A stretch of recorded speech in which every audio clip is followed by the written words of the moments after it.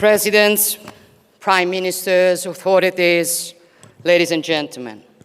በመጨረሻም የጣሊያኗ አማላይ ፕሬዝዳንት ጆርጂያ ሜሎኒ በአፍሪካ ህብረት ላይ ለአፍሪካ ሀገራት መሪዎች ያስተላለፉት መልእክት በርካታ የአውሮፓ ሀገራትን ቢያስቆጣም መሪዎቹን ግን ጮቤ አስረግጧል። በተጨማሪም ፕሬዝዳንቷ የኬንያው ፕሬዝዳንት ዊሊያም ሩቶን ፈለግ በመከተል ለጉምቱ ፖለቲከኛ ክርስቲያን ታደለ ድምጽ ሆኗል። ጆርጂያና ክርስቲያን ይተዋወቁ ነበር እንዴ ስለሚለውና አጠቃላይ የጠቅላዩን መልእክት ጨምሮ አስገራሚ መረጃዎችን አጋራችኋለሁ። በሌላ ዜና ዛሬ ፌብሩዋሪ 14 በርካታቶቻችን እንዲሁም ወንድሞቻችን በቪአይፒ ሲኦል ለመግባት የሚጋፉበት አሳዛኝ ዕለት ነው። በዛሬው ዕለትም በኢትዮጵያ ዝነኛዋና ታዋቂዋ ዶክተር ዮዲት አምሳለ በትስስር ገጻቸው ላይ ፌብሩዋሪ 14 የኔማር ማርች 14 ደግሞ ስልክ አይነሳም ሲሉ ያጋሩት ቅኔ ለብዙዎች የማንቂያ ደውል ሲሆን ከቫሌንታይን ቀን ጋር በተያያዘ መረጃዎችን ሰጣችኋለሁ። ይህን ቪዲዮ ለምትወዳቸው ወንድሞቻችሁ እናቶቻችሁ አድርሱላችሁ። We only want to go back to what we were, the moderate Islam that is open to the world, open to all the religions. በአንድ ወቅት የሳውዲው ንጉስ መሐመድ ቢን ሰልማን በቀረበለት ጋዜጣዊ መግለጫ ላይ የተናገረው ነገር ነበር። ንጉሱም እንዲህ አለ: እኛ አክራሪነት በቅቶናል፣ ወደ ኋላ ተመልሰን ለዓለም ክፍት የሆነ ዘመናዊ እስልምናን እንዲሁም ለሌሎች ቤተ ክርስቲያኖች ክፍት የሆነ ስርዓት እንገነባለን ሲሉ አዳራሹ በጭብጨባ ተናጋ።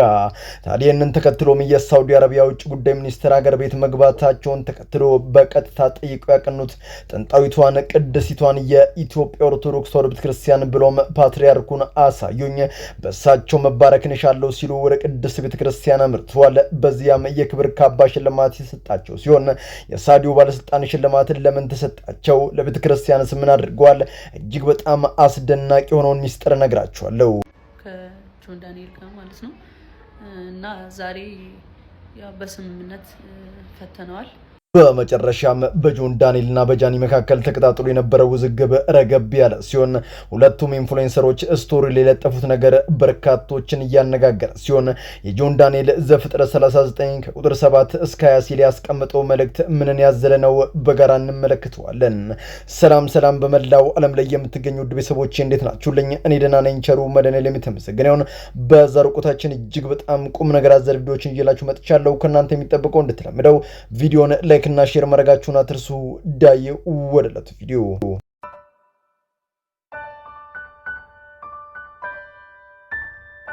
የመናፍቃኑ ውብደትና ጠበኝነት አሁንም በምስኪኖች ላይ እንደቀጠለ ነው።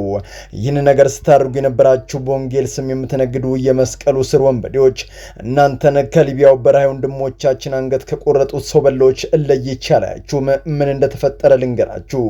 ይህች እናት እጅግ በጣም ምስኪን በድህነት ውስጥ ሆና ልጆቿን ያላባት የምታሳድግ ሲሆን በስፍራው የነበሩ መናፍቃንን ውስጥ በቀላሉ ልትገባ ቻለች። ፓስተሮቹም ጊዜ አላጠፉም። በፍጥነት ወደ ቤቱ ቀኑ እንዲህ ማሏት: ማተብሽን ከበጠስ ሕይወትሽን የሚቀይር ገንዘብ እንሰጥሻለን ሲሉ ቢጠይቋትም ይህች እናት በእንቢታ መለሰች። በሁለተኛውም ቀን ሐሳብ ከቀየረች ብሎ መጡ። አሁንም ምላሹ ተመሳሳይ ነበር።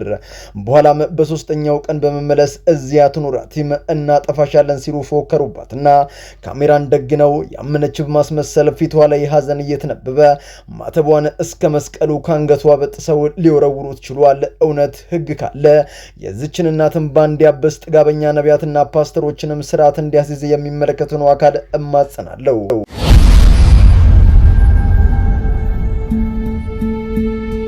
በዛሬው ዕለት በፌብሩዋሪ 14 በመላው ዓለም ባሉ ሀገራት በተለይም በግሪጎሪያኑ ካላንደር በሚጠቀሙ ዓለማት ላይ ዛሬ የቫሌንታይን ወይንም የፍቅረኛሞች ቀን በደማቁ ይከበራል።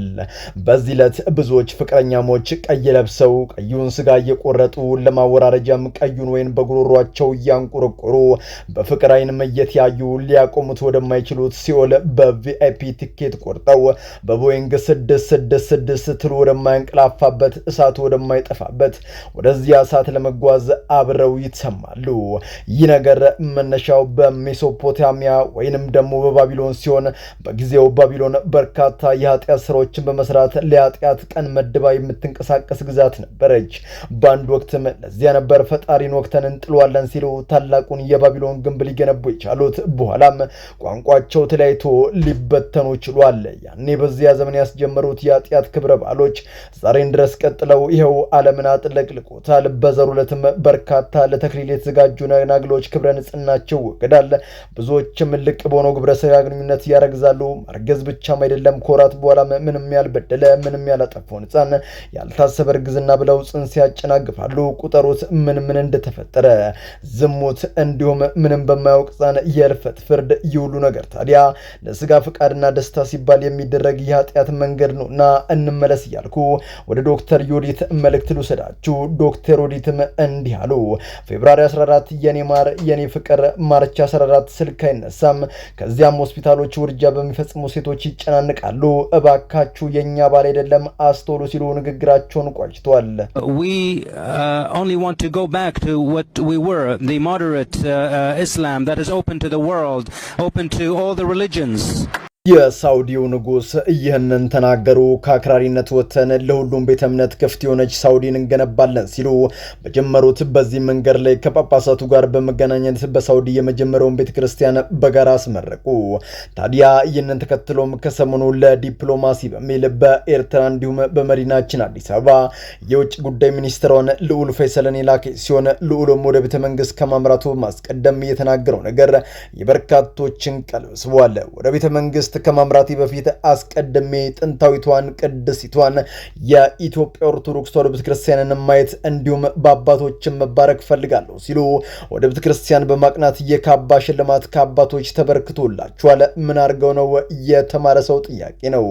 ልዑል ፈይሰል በሳውዲ የሚገኙ ኦርቶዶክሳንን ጥያቄ የሚያዘ ለበርካታ ዓመታት እየተሟገተ እናም በኋላ ህንጻ ቤተክርስቲያን ሰርቶ እስኪያልቅ በገንዘብ ፈንድ በማድረግ እያገዙ በክርስቲያን ፍቅር የተገዛ አስደናቂ ስብዕና ያለው ሰው ሲሆን ከ5 ወራት በፊትም የልዑሉ የቅርብ ዘመድ አልሃኒን ከእስልምና ወደ ኦርቶዶክስ መመለሱ የዓለምን ትኩረት ስቦ ነበር። አሁን ቀጣዩ ማን ይሆናል ብላችሁ አሰባችሁ? አሁን በትክክል አልተሳሳታችሁም። ልዑል ፈይሰል ሳውዲ በክርስቲያኖች የምትሞላበት ጊዜ ሩቅ አይደለም፣ እመኑኝ። ዛሬ እንግዲህ ከፍቅር ጋር እዚህ በመቀሌ በሚገኘው ሆስፒታል ሄደን እርጉዝ እንደሆነች አውቀናል። እኔ ፍቅር በባጃጅ እየሰርኳ ነው፣ ባጃጅ አማረኝ ብላ። በጃኒና በጆን ዳንኤል መካከል የነበረው ሰጥ አገባ አሁን ጋብ ያለ ሲሆን ሁለቱም በስቶሪ ገጻቸው ላይ ጃኒ ለሁሉም ጊዜ መልስ አለው፣ ጆን ዳንኤልም ዘፍጥረት 39 ከቁጥር 7 እስከ 20 ሲል አስቀምጧል። ምን ማለቱ ነበር? ዝርዝር አድርጌ መረጃውን ላካፍላችሁ። በአንድ ወቅት ዮሴፍ የተባለ በአባቱ የተወደደ ልበ መልካምና ቀና ወንድሞቹ በቅናት ለግብፃዊው ጲጢፋራ አሳልፈው ሸጡት። በጉዞ ሁሉ ግን እግዚአብሔርን አምኖት ነበርና ከእርሱም አልተለየም። በኋላም ጌታ ለዮሴፍ ሞገስን ሰጠው፣ የእጁንም ስራ እያከናወነለት ነበር። በዚህ ጊዜ ፈርዖኑ በቤቱ ሁሉ ሾመው፣ ያለውንም ሁሉ ሰጠው።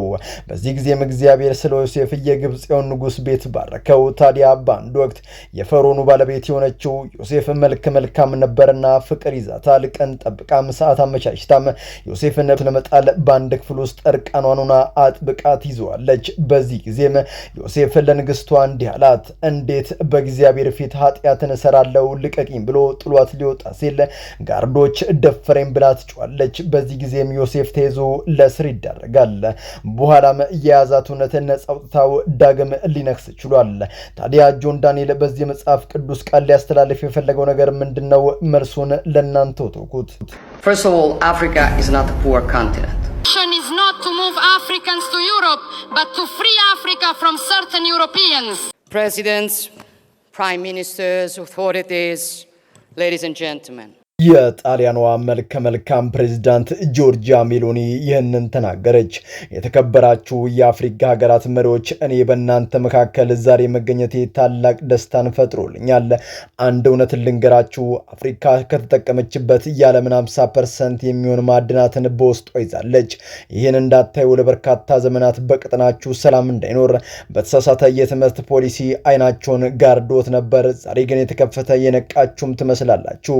እኔም እኔም ሀገሬን ወክዬ በጋራ መጠቃቀም አብሬያችሁ መስራት እንፈልጋለሁ። ነፃ የሆነች በራሷ ሀብት የምትበለጽቅ ታላቋን አፍሪካም እውን እናደርጋለን ስትል በተናገረችው ንግግር አዳራሹ በጭብጨባ ተሞላ። ይህን ንግግር የአፍሪካ መሪዎች ጮቤ ያስረገጠ፣ አውሮፓውያኑን ደግሞ ያቃጠለ ነበር። ጆርጂያ ሜሎኒ መቀጠለች። ሌላው እንደ ክፍተት የሚታየው የዲሞክራሲ ከዕለት ወደ ዕለት መቀጨጭ ነው። እዚህ ላይ መስራት ያስፈልጋል። እንደ ምሳሌም በአንድ ወቅት በእርዳታ ድርጅት ውስጥ ብሎም በሌሎች ግብረሰናይ ድርጅቶች በመስራት በኮሮና ጊዜ የማይታካ ሚናውን ያሳረፈው የህዝብ ተወካዮች ምክር ቤት አባሉን ክርስቲያን ታደለን አውቀዋለሁኝ። ሲበዛ መልካምነትን የተላበሰ ለሰው የሚያዝን ላመነበት ነገር ወደ ኋላ የማይል ጀግና ሰው ነው። ዛሬ ግን በስር ላይ ይገኛል። በዚህ ጉዳይ መንግስት ክርስቲያንን በንግግር ችግሮቹን ፈቶ እንዲለቀው መማጸናለው። ያኔ ዲሞክራሲ በተግባር ይገለጣል ሲሉ በመናገር ንግግራቸውን ቋጭቷል። Your Excellency, President João Lourenço. በዛሬው የአፍሪካ ህብረት ስብሰባ ላይ የሀገራችን ጠቅላዩ በርካታ ንግግሮችን ያደረጉ ሲሆን በዋናነትም በውሃ ሀብት አያያዝ፣ በወደብ እንዲሁም ወደ ስማርት ሲቲ መቀየር ጋር በተያዙ ጉዳዮች ላይ ሀሳባቸውን ሰንዝሯል። ጠቅላዩም እንዲህ አሉ።